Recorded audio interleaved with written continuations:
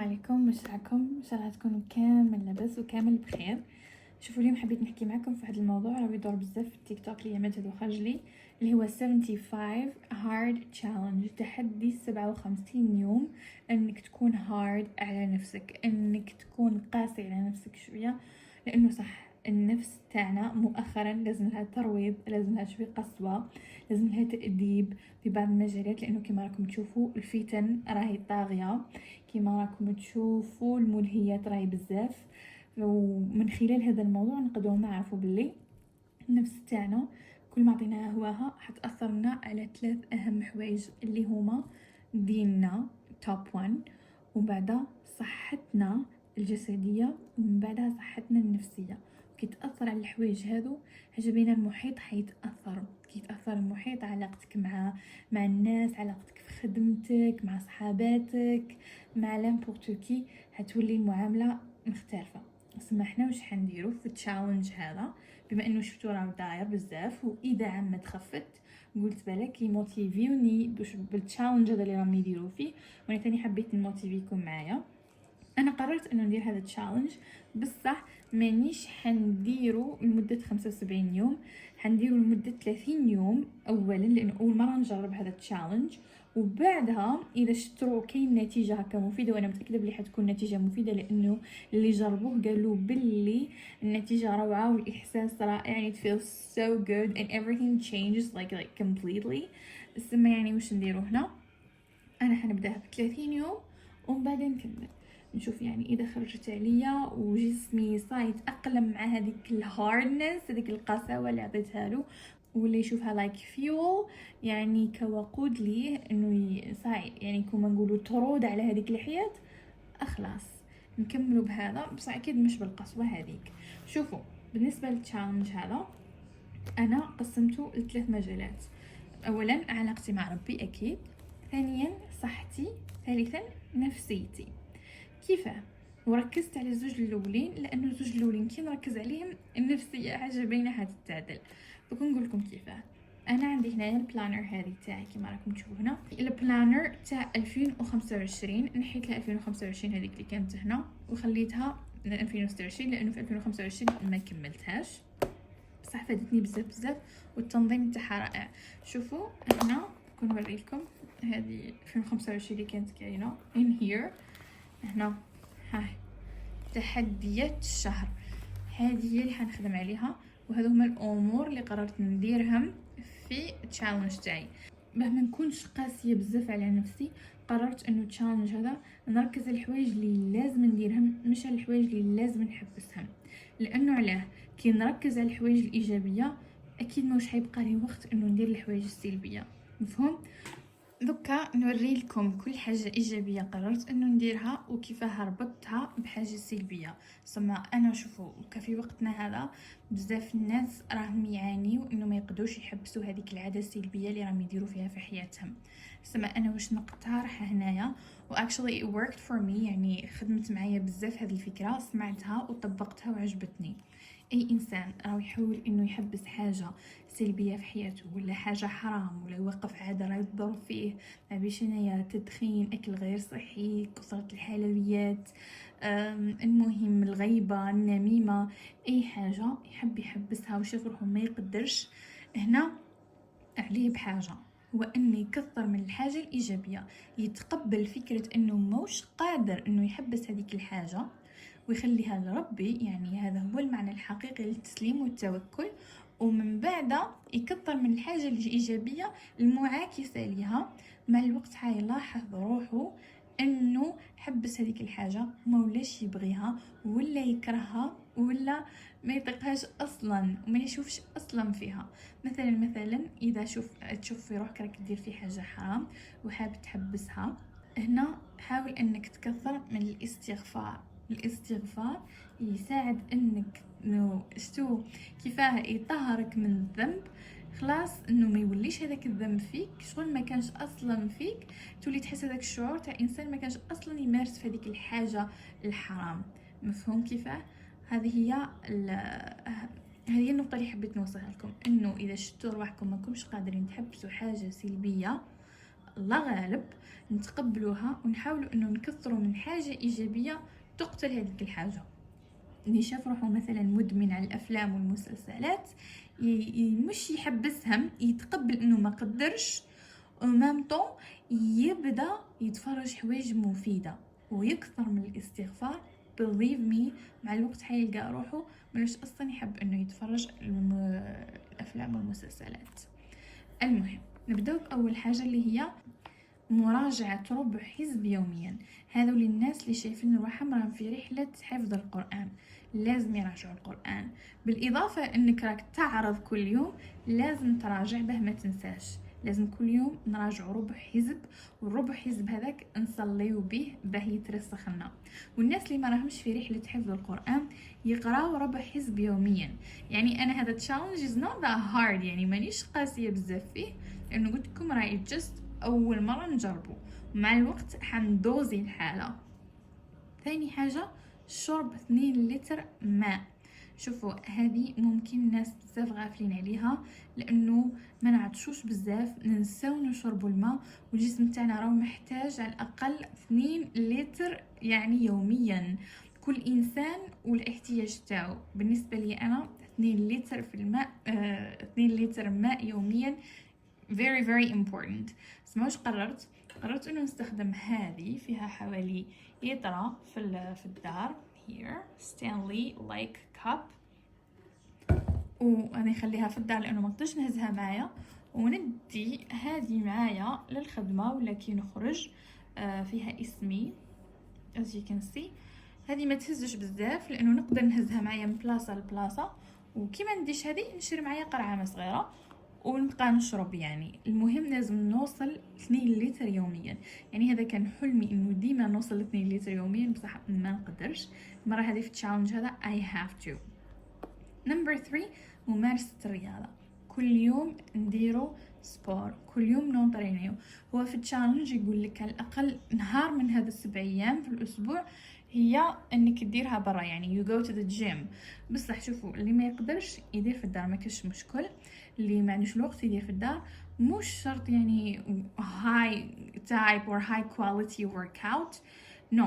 مثلا نهار نخدموا على الرجلين، نهار نخدموا على الجزء، مثلا نهار نخدموا على الجزء السفلي، نهار نخدموا على الجزء العلوي، هكا نهار نديروا بيلاتيز، نهار نديروا هكا just walking outdoor activity اللي فيها حركة للجسم.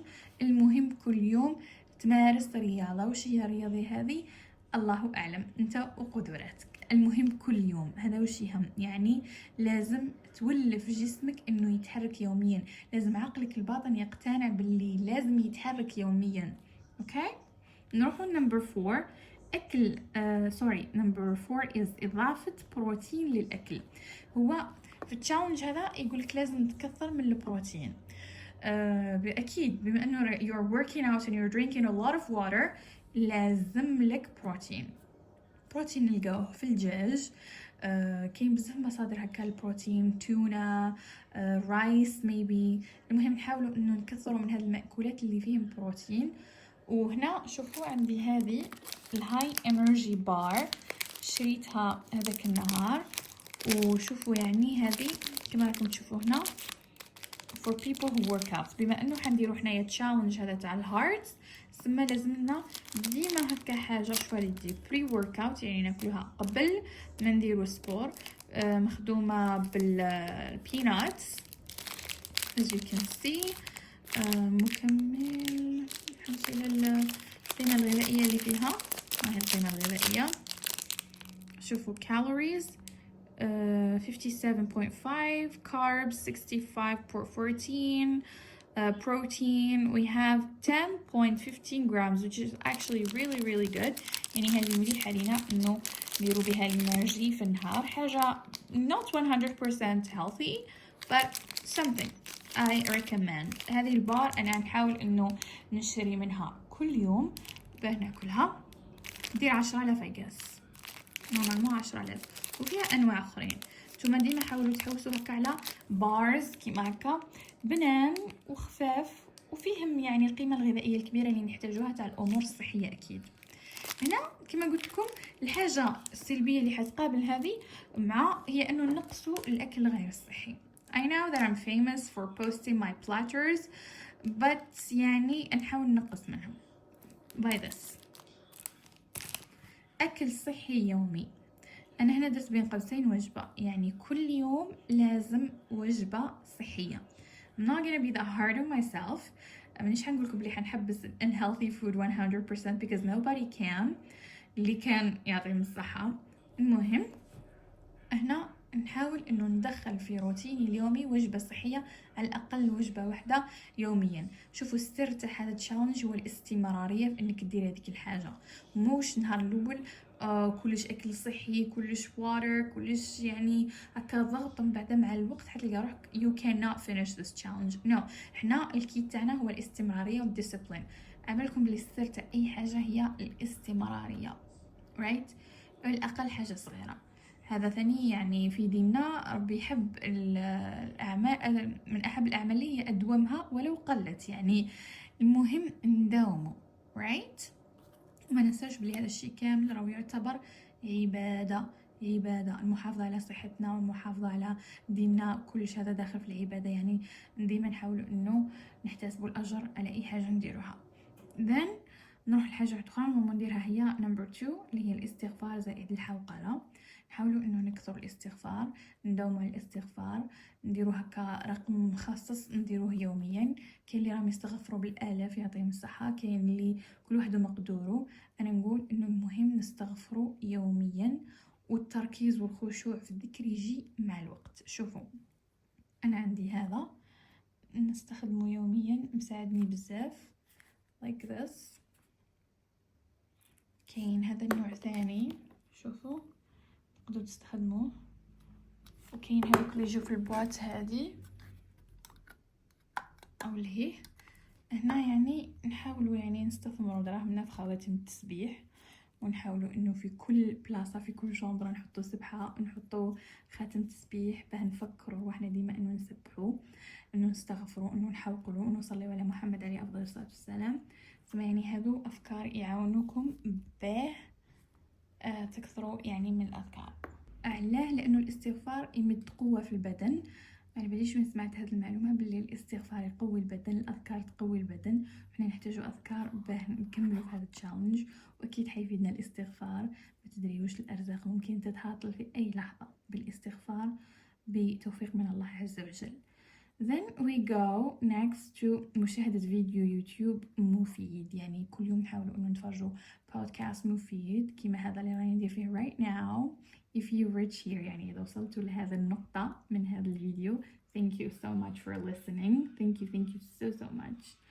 قلت يوتيوب بالتحديد لأنه سوشيال ميديا الآخرين تلقى فيهم يعني غير شورتس، ونحنا نحاولوا انه نقصوا من الشورتس. سكرول البرين تاعنا، العقل تاعنا ما يقدرش يتقبل كميه الشيء اللي يشوفه في 2 دقائق مثلا. بزاف معلومات يفوتوا على راسو في 2 دقائق. لازم نرحموا العقل تاعنا to stop this brain damage. ما بقاوش حنايا نطلعوا نلقاو حاجه فيها موسيقى، بعد نطلعوا نلقاو حاجه فيها قران، بعد نطلعوا نلقاو خبر محزن، نزيدو نطلعوا نلقاو خبر سعيد. العقل كيف حيدير؟ ومن بعد شوي يلقاو معلومه، شوي يلقاو مقطع من فيلم، كيف حيتقبل العقل الشيء هذا كامل؟